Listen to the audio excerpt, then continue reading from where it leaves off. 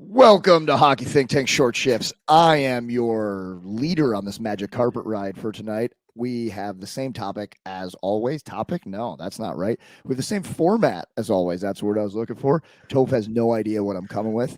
Only I know. Toph thought about this one long and hard. All right. A lot of jokes could be made. All right. Thought about this one for a while, actually. Okay. Met some new coaches this week who never played the game of hockey. Okay. And I know there's a lot of coaches that listen to us who are in that same boat or have minimal experience.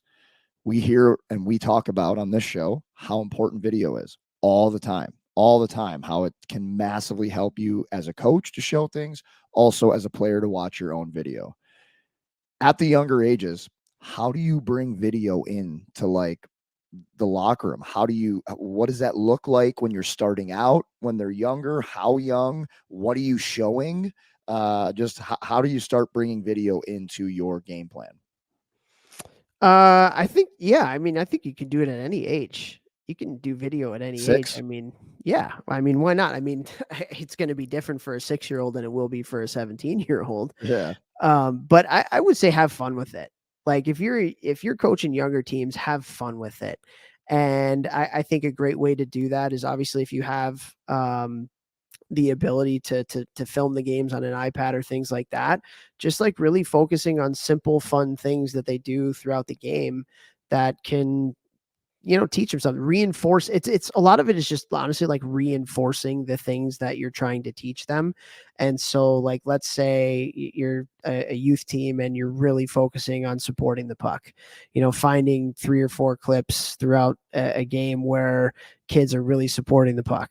And on the other side of it too, just like focusing on the enjoyment of it. Like it doesn't all have to be teaching. Like, hey, like look at how hard you guys sellied after this goal. Unreal. Yeah. Like you guys are having fun, man. Like Love that's what that. it's all about at the end of the day. I would say too, like, and I would say this for young kids, but I would say this for older kids too. Like keep it short. Keep it short. Don't reinvent the wheel and don't try to have this long drawn out, teaching session. You're going to lose interest pretty quickly, and every year you get younger, the less and less attention span they have. And so I think you can do video at any age, honestly. And I think the coolest thing, if you're talking about doing video with kids, is finding a clip from an NHL player that they can mimic, or maybe you see something that one of your players did on the ice and then you find a clip of somebody like in the NHL doing that clip. And again, we're not reinventing the wheel here. We're talking about simple stuff. Like that goes a long way with the kids. They're like, what? I did something that Connor McDavid did? Oh man, like talk about a confidence boost. Well, let me ask you this then. For a coach who's new to doing video and he's getting video from a parent who is using the iPad up top with the whatever that thing is with the arm, the tripod, and all that stuff. Have you seen those where they're like holding a long arm with the iPad on it? I don't Like know. a selfie stick kind of thing. No, just terrible explanation on my part. We'll bypass that. Okay. So they're getting video from like somebody up in the stands is taking the video, right? How would a parent go about finding clips that you're talking about from the NHL to show the kids and get them excited and stuff like that? Yeah, How would you do YouTube, that? man. Like YouTube. YouTube. And Yeah. then screen grab it, screen record, edit it, and then put it into the computer. Yeah. I mean, you can, whatever is easiest for you to kind of try and grab that stuff. Um, YouTube has a lot of different hockey highlights, and I think that's just a great way and very easily accessible for everybody. Yeah, totally. Also, you talked about time, guys. Obviously, at the younger ages, it's definitely should be shorter. But like, man, I've been in some video sessions where they're so long, players are like angry, and like the attention span is not there. Like this guy start like turning on the coach because they're like, and I'm talking about like coaches who do all year long video sessions that are way too long. So like keeping it boom, boom, boom, boom, boom It's pretty important because especially in today's world, that's what that guys I played with. I can't imagine the attention spans now if guys are sitting in a 20-minute straight video session for 16-year-olds. So like make sure that what you're putting in there is what you're teaching. Some ideas are you can show video before practice real quick, like, hey, look what we did in the game, and then like this is what we're going to do today, or like here's a great example of it working this past weekend. Look what we did. Okay, now here's an example where it didn't work. Look what we did. Now let's go work on it first thing of practice. Like I think that's something that always helps people, especially because it seems more and more that people are visual learners because of all the technology and video we have. So I think that's a way that you could simply level up your practices too, just by doing a 3 to 5 minute video session right before as well. Yeah, I think that's huge, man. Anytime you can mirror practice the game and you can use real life examples from the team that you're coaching, it goes a long way. Particularly, I love doing video before practice, like a really short video session before practice, just to kind of set the tone, set the theme for what you're going to be working on.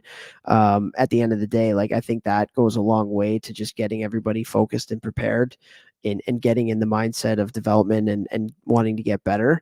And so, yeah, but it's got to be short. Like it has to be short. Like NHL coaches, for all the youth coaches out there, like they're not doing meetings more than 5-10 minutes. They're not. And that's for the best athletes in the world. And so keep it short, keep it simple, keep it succinct. I think another thing too, Vex, that I would probably do if I was coaching again is I would have like player led video sessions. And What does that look like? I would like give them clips beforehand of, things like the exact same clips that I would have used. I would take those kids kind of like before that video session and I would show them the clips and say, what are you thinking? And then I want you to teach it to the team. Like, what do you see in this clip? And then you're the one that's actually being the one that's going to talk about it and teach and talk about the habits and stuff. I think that would be pretty cool. Spicy. I like that. I like that. And something we've talked about on this podcast, like there's no doubt in my mind that I became a better player when I started coaching. Like during my career, I'd come home in the summer and I would coach, and I would coach spring league and do stuff like that while I was still playing. And it makes your brain think about a problem like a different way, or like how you did it, for you to verbalize it to someone else and try to get them to understand it. Your brain like has to find a different route.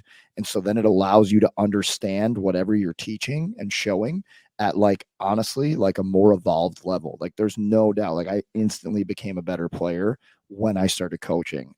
So that's something like what Toph just said. I absolutely love that. And Toph also said, like, for younger kids, you can show the fun stuff, them celebrating. Guys, when I signed with the Bruins, I go to the AHL, and I played 13 or 14 regular season games at the end of that year out of 82.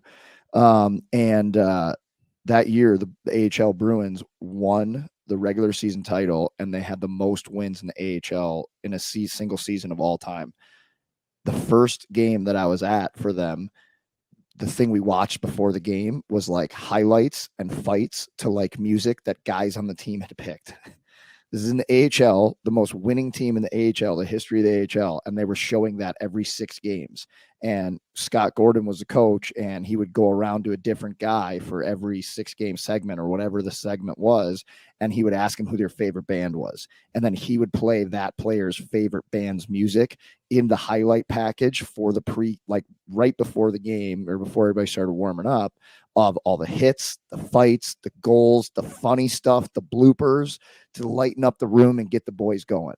Winningest team in AHL history, pro team, it's just, you can do the stuff at the younger levels too. And at the younger levels, it's just going to make hockey even more enjoyable and the experience more fun. Yeah, you can use video as a tool, as an avenue to get whatever point across you want to get across. It could be an accountability video session. It could be a fun video session. It could be a teaching video session. You can use it. And I think anytime you can use, highlights and pair those with, what you're doing as a team too, I think that goes a long way. But the blooper stuff is always really funny. Like when you do the bloopers and things, like that always gets a rise out of everybody. That's always a fun video session. I'm just like thinking some I had. They're so good. Yeah, some not so good ones either. Yeah. But it's hockey. It's a fun game. You got to laugh about it. Toph, we got 6 seconds left. Anything else on it? I love you. Love you, Dad. Share the show. Share the show.